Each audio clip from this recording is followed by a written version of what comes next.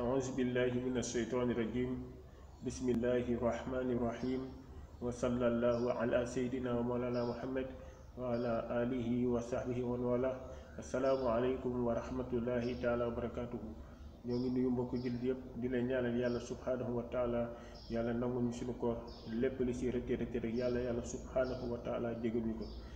su ko defee rek ñu ñëwaat ci Al Khalifa TV ñu bëgg a waxtaanee ci asaka mburum koor zakatul fitri ñu bëgg ci ñëw waxtaanee ko incha allah balaa boobu rek ñu bëgg a ñëw waxtaan ci fukki fan yu mujj yi nekk nii ñu ci séntu la nga xamante ne mooy guddi leelatul qadri doon guddi gu tedd guddi goo xamante ne moom la yàlla subhanahu wa taala wax ne ci leen wàccee alquranul karim inna anzalnahu fii leelatil qadri guddi googu ne moo gën junni weer leelatul qadri xayru min alfi shahri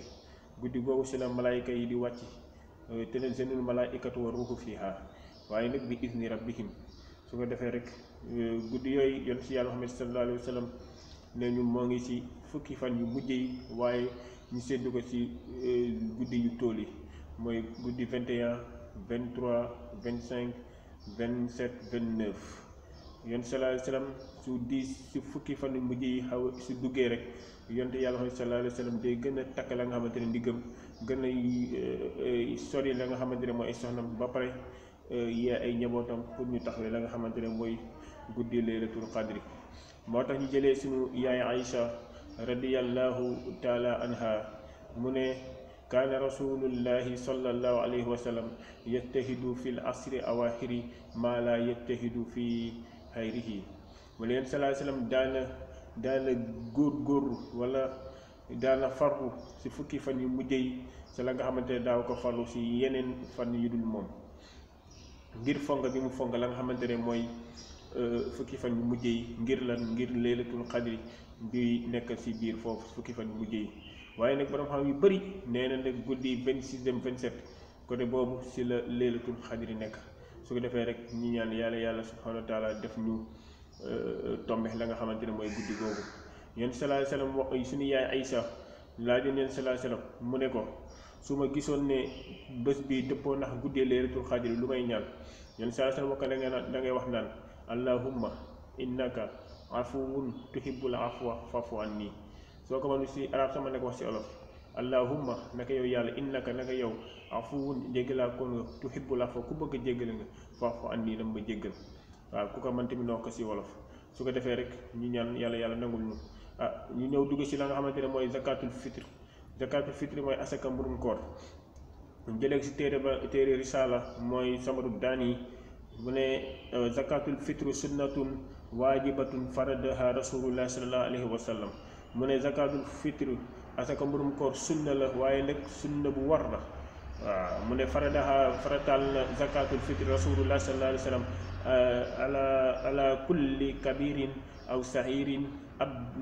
abdin aw sahirin zakarin aw unsa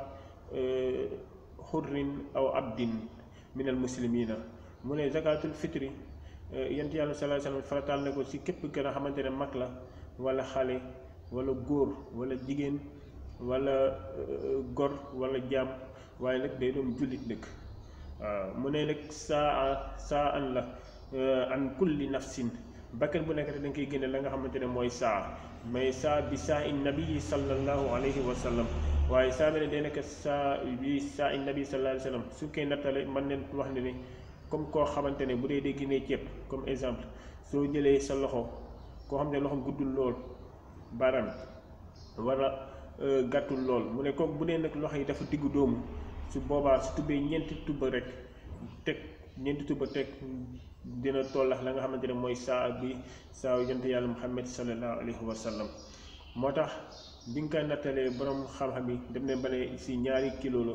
mën na doon ñaari kilo xam naa dinañ si ñëw insha allah moo tax mu ne wa tuwaddi an julli xaysi ahlil zalikal baladi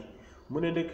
da nga koy génnee si la nga xamante ne li ëpp si li ñuy dundee si la nga xamante ne mooy dëkk boobu li ñuy dundee rek si lañ koy génnee bu dee comme Dakar bi nekk nii mën neen wax ne ak li ko wër mën neen wax ne ceeb leen ëpp li ñuy dundee kon ku mën rek nga génnee ñaari kilo ceeb joxe ko wala bu dee hors Dakar rek ñooñu comme si biir réew mi waaw ñooñu mën leen génnee la nga xamante ne mooy dugub parce que dugub leen ëpp la ñuy dundee ku si mën na génnee si 2 kilo incha allah loolu dina ku ko def rek dina tombe la nga xamante ne mooy dina matale saa yonte yàlla Muhammad sallallahu alayhi wa sallam. waaye nag koo man tamit mën na génnee xaalis parce que am na ay ixtilaaf may dund ko si loolu waaye ku man rek mën na génnee la nga xamante ne mooy xaalis soo mënee génnee xaalis 1000 francs na génnee ko bopp bu nekk la jël ko 1000 francs wala na génnee la nga xamante ne bopp bu nekk na génnee ko 2 kilo. waaye nag ndax yow ku nekk ndax wayjur mën na génneel doom bi liggéey ndax mën na génneel wala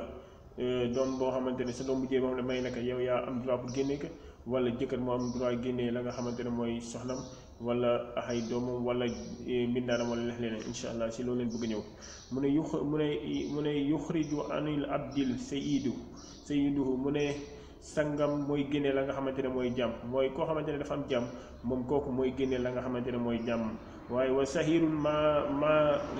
la maala lahu yuxriju anhu waaliduhu